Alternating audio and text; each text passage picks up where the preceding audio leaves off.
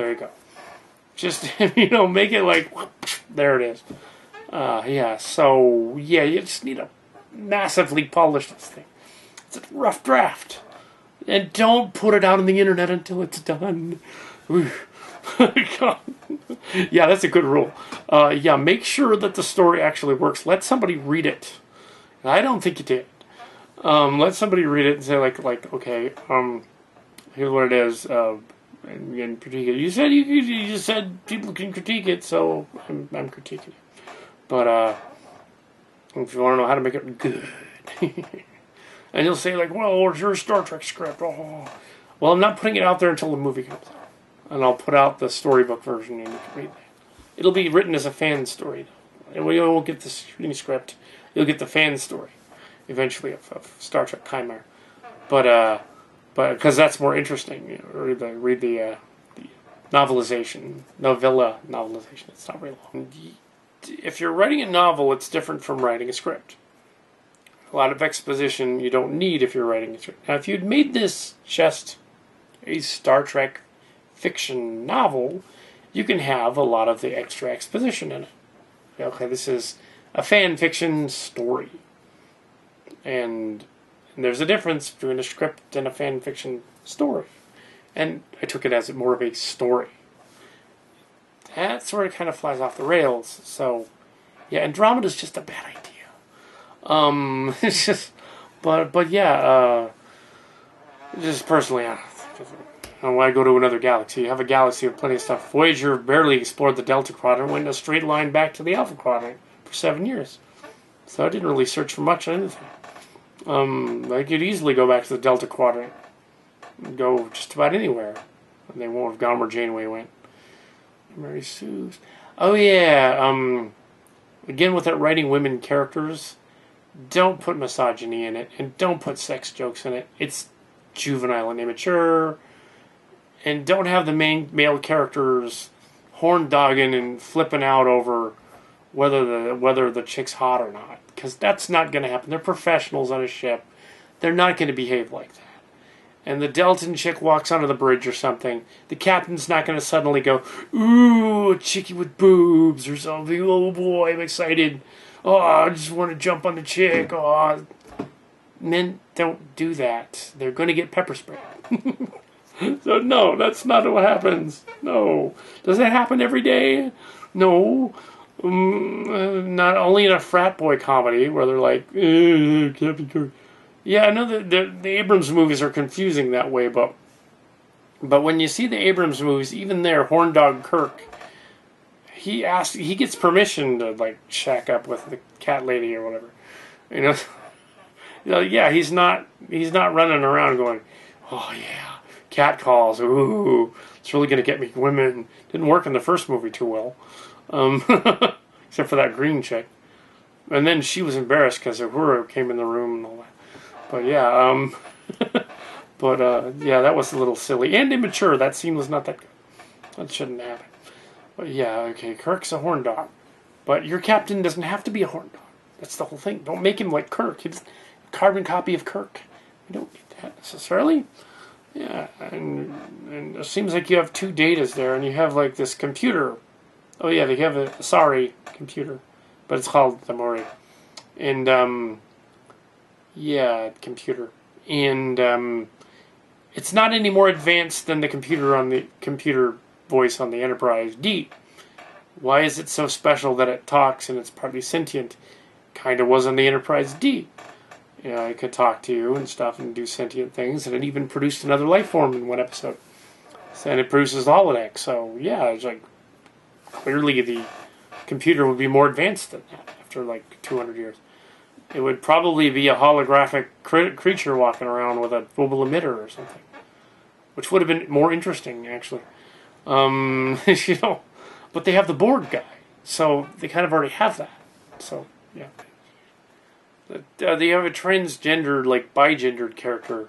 Transgendered means that it's usually there's cross-dresser, which is a guy that dresses up like a girl.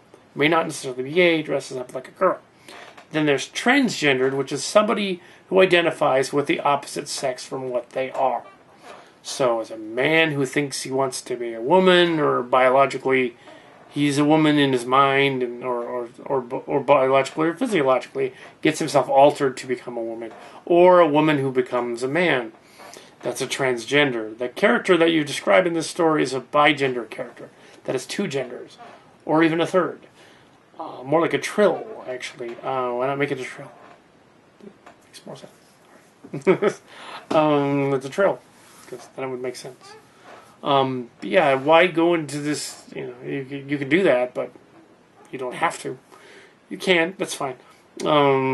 But make sure you get the what it is right. Show's Bible would be very helpful. And that's not a Bible. It just shows that's just terminology. It's not really a Christian Bible. It's a Show's Bible. Okay, I'll get into that in a second. In a bit here.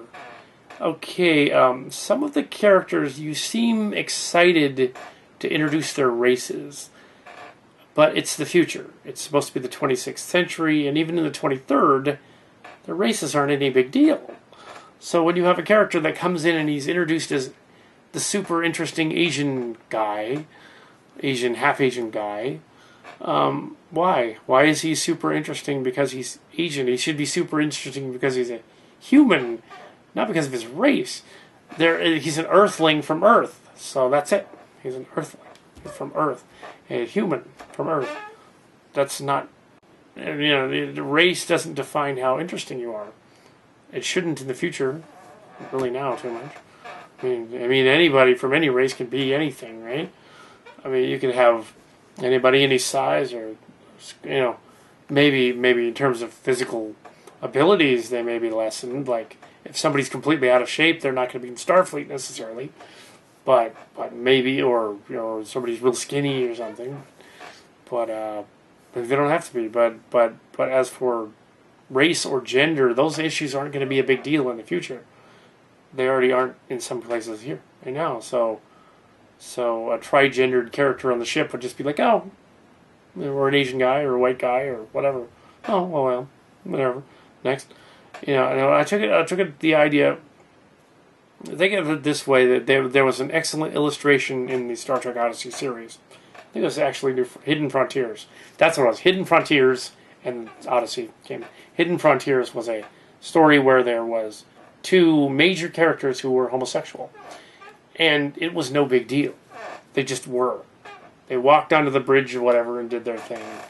And it was a Star Trek fan film.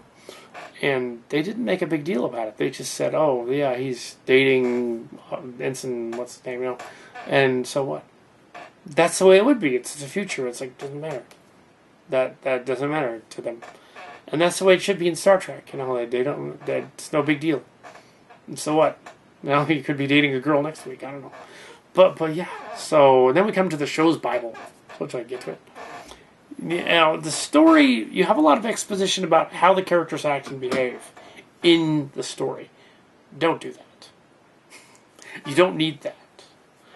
Your basic premise of your Horatio Hornblower type of captain, or rogue Mal Reynolds type of captain from Firefly kind of guy, you don't need to describe to the audience that he is that way. You show, don't tell. That's a big business thing. Show, don't tell. That's the big thing. So what show, don't tell means is you don't describe the clean-cut, shaven, burly character with his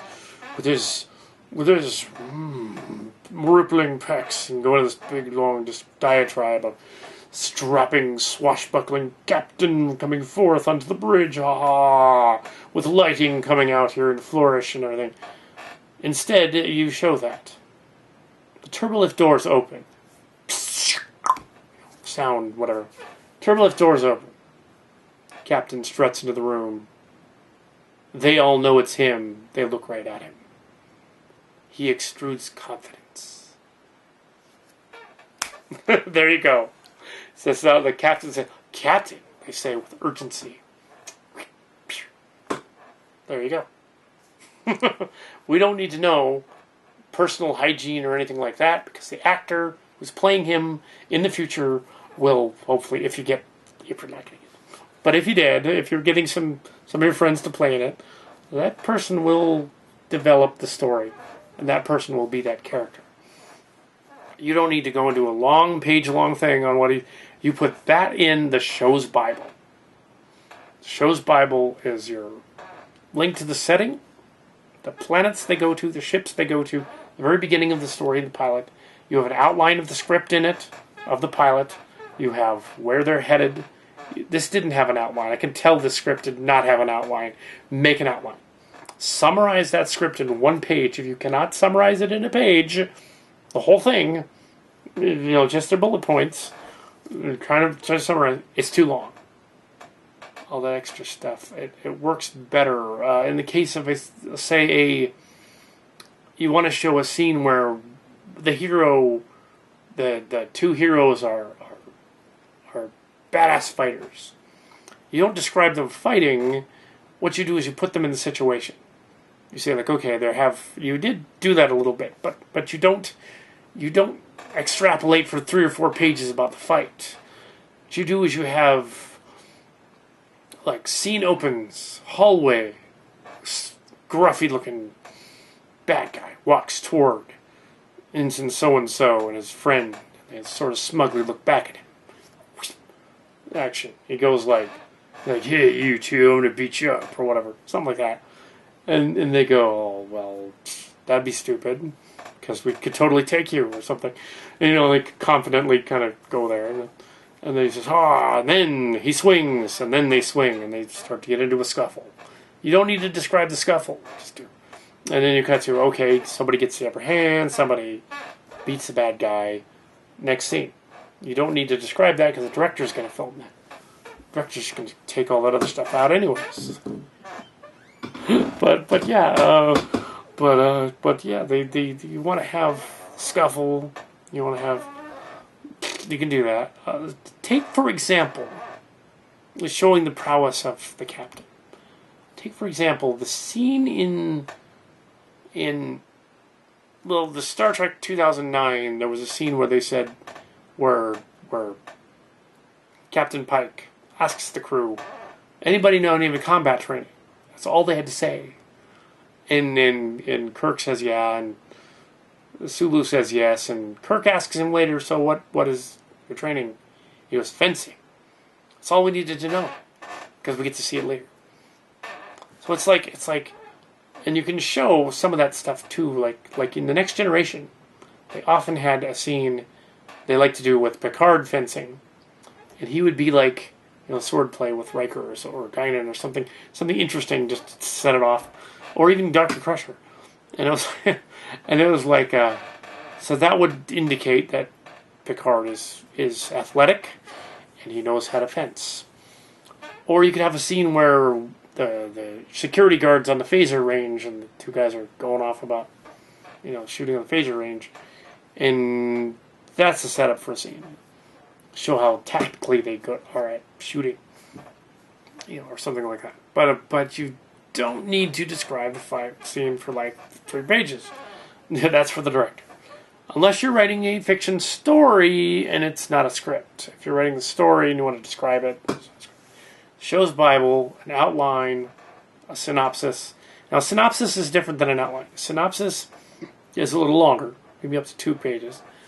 Maybe even 3, where you break down the 3 acts. It's a good idea to have the synopsis be 1 page for Act 1, 1 page for Act 2, 1 page for Act 3, just to keep everything together.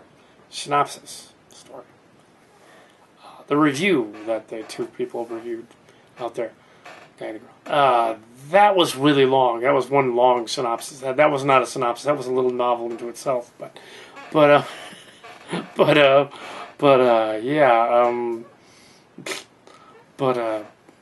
Yeah, you gotta have a synopsis of the story. Pitch the story. If you actually pitched this, I don't think you did. You would have been stopped at like the opening scene, because I don't think they would have gone any further, because there was this weird scene with a woman sounded ridiculous and the admiral sounded ridiculous. And I don't think it went from there. Learn how to write human characters and dialogue and things like that. And This is coming from somebody that should have been writing for Big Bang Theory. Yeah. The Sheldon character, especially. But no, I don't write for Big Bang Theory. But no, I can't get you an in. No, sorry. It is interesting that no, I don't write for that. Laurie and Chuck Laurie and the other guy. No.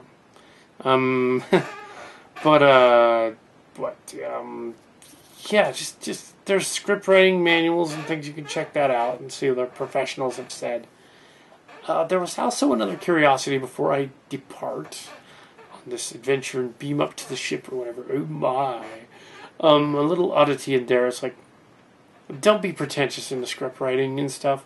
Don't put yourself in it. Don't make you think the dialogue is like the most awesome thing ever, because it's not. Nobody is Shakespeare. And certainly a scriptwriter is not the next Shakespeare or the next Arthur Clarke or the next Bradbury. And the ending was cliched. Yes. The children are coming home thing. Not only is that galactically impossible, that's also silly. Don't do that. The astronomers tell us that, astronomers, near as they could tell, that Andromeda Galaxy is slightly blue shifted toward us. That means that the Andromeda Galaxy is headed toward us, and we are headed away from somewhere else.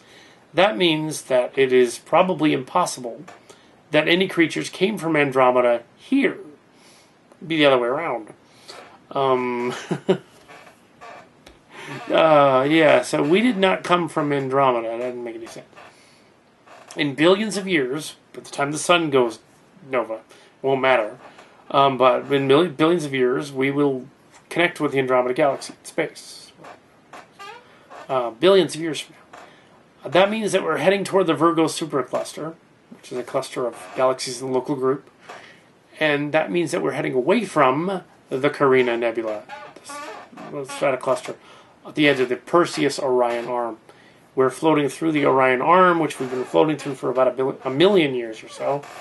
All those Orion stars they keep talking about in the fringe thing, those are relatively new, up in the sky. Of course, humanity hasn't really seen them, except for ancient man, many hundreds of thousands of years ago, probably first saw them come into view.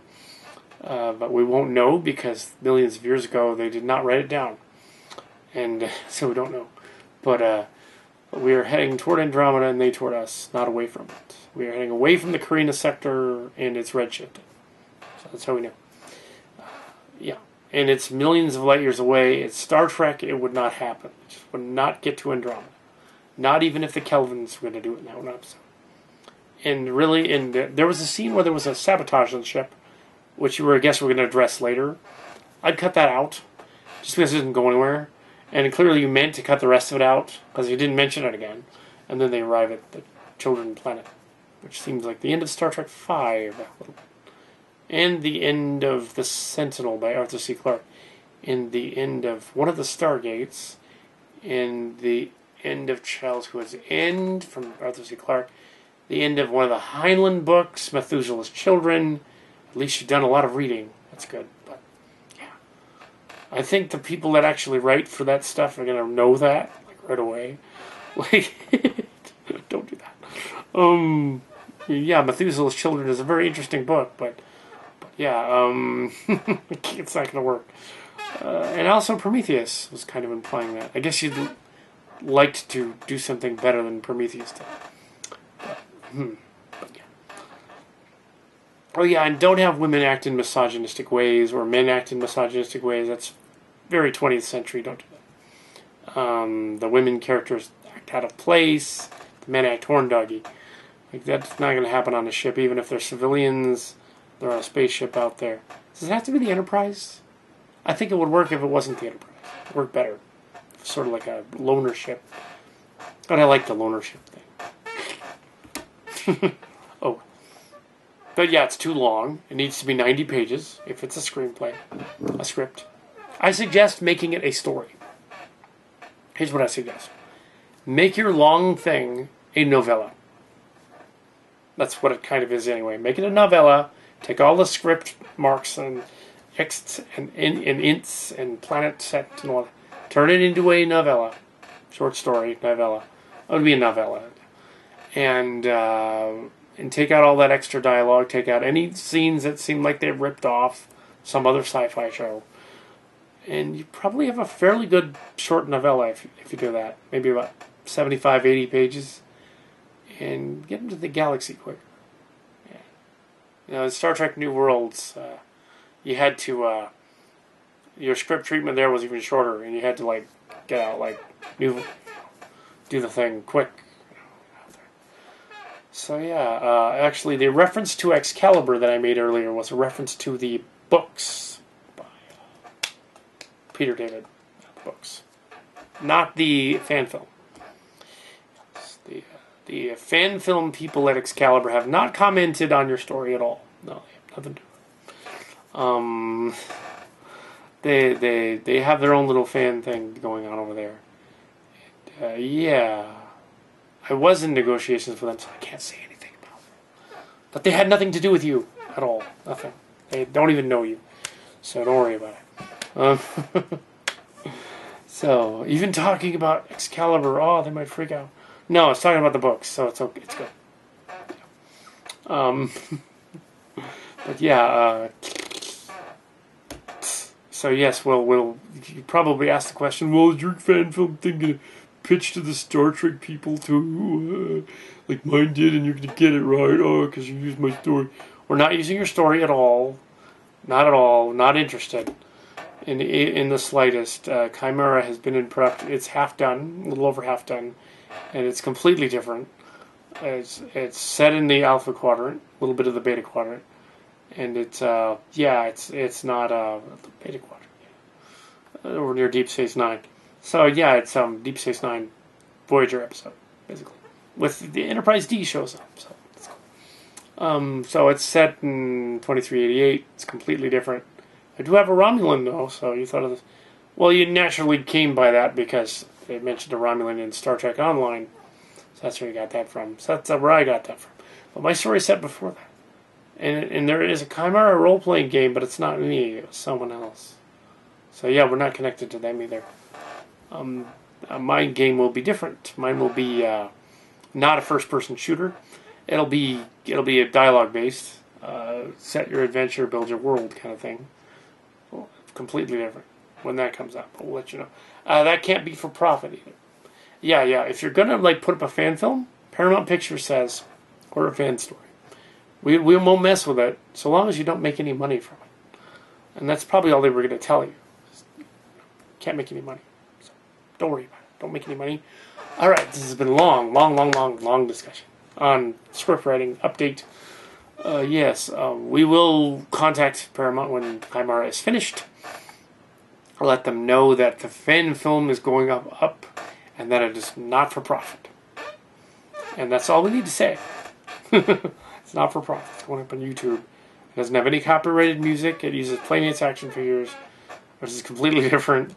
And it's more of an animated Go Motion thing. So it has nothing whatsoever to do with any video games. It doesn't use any video game ships. I still don't know how we're going to do that. But we built models. And the models, and we're going to film them. Space models. You know. And all of the women characters sound like women, which is good.